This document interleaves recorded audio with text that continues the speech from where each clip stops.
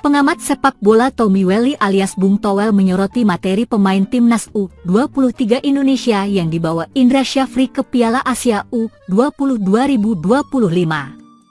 Sorotan ini dilontarkan Bung Towel dalam acara Dua Sisi di TV One beberapa hari lalu yang membahas nasib Indra Syafri sebagai pelatih timnas U20 Indonesia. Khususnya setelah timnas U20 Indonesia gagal di Piala Asia U20 2025, Bung Towel merasa heran dengan hebohnya publik tanah air menanggapi itu. Bung Towel merasa heran karena selama mengikuti sepak bola dalam hidupnya tak pernah mengalami kejadian seperti itu sebelumnya. Ia menilai setuju atau tidaknya perihal Indra Syafri dipecat harus dinilai secara objektif tanpa emosional dan sentimen di dalamnya. Setuju atau tidak? Hashtag Indra Syafri out ini objektif penilaian evaluasi sepak bola atau emosional? Atau sentimen di dalamnya, kata Bung Towel. Saya mau tanya, adakah di negeri mana saya belum dapat sepanjang saya mengikuti bola? Pelatih timnas kelompok umur U20 sangat heboh ketika gagal. Bung Towel pun menyinggung dua target yang berhasil diraih Indra Syafri sebelum tersingkir dari babak penyisihan grup Piala Asia U20 2025. Di antaranya juara Piala AFF U19 2024 dan lolos ke Piala Asia U20 2025. Sementara satu target yang gagal adalah lolos ke Piala Dunia U20. Pria kelahiran Bandung ini merasa target untuk ke Piala Dunia U20 tidaklah mudah, dan level sepak bola Asia yang sudah sulit. Menurutnya, kualitas timnas U20 Indonesia yang dibawa Indra Syafri ke Piala Asia U20 2025 kalah kelas dari lawannya, sebagai contoh saat melawan Uzbekistan. Kan begitu?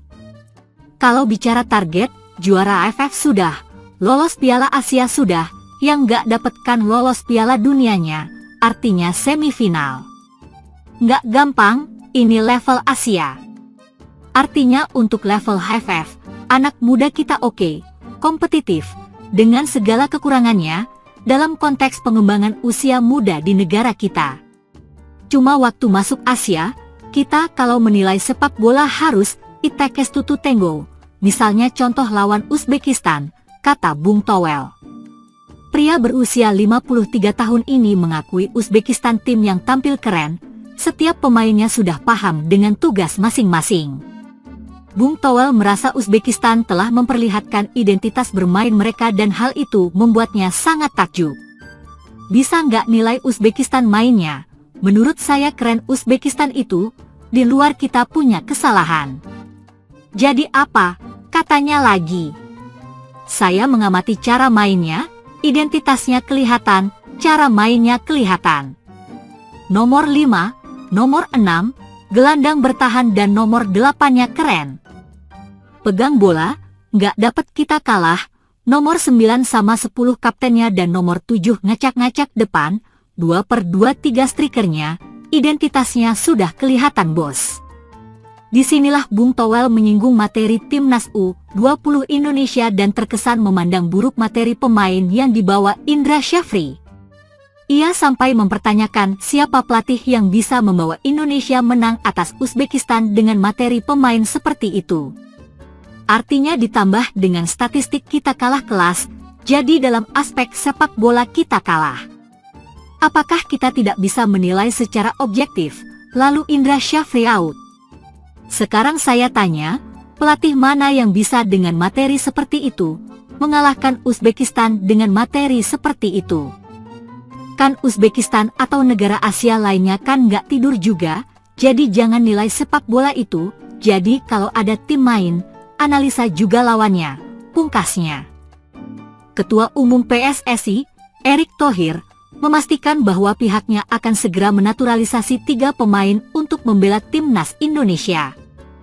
Ketiga pemain tersebut adalah Dean James, Emil Audero, dan Joey Pelupesi.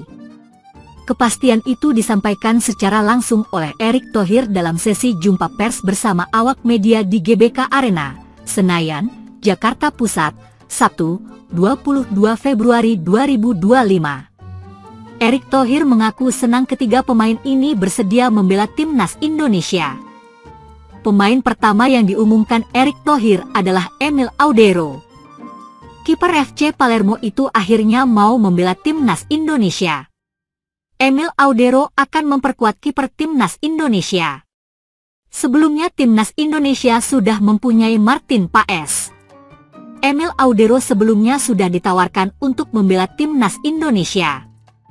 Mantan kiper Inter Milan itu menolak karena masih berusaha agar bisa membela timnas Italia. Emil Audero mempunyai darah Indonesia dari ayahnya asal Mataram, Nusa Tenggara Barat. Kita tahu bahwa para pemain mempunyai dinamika sendiri.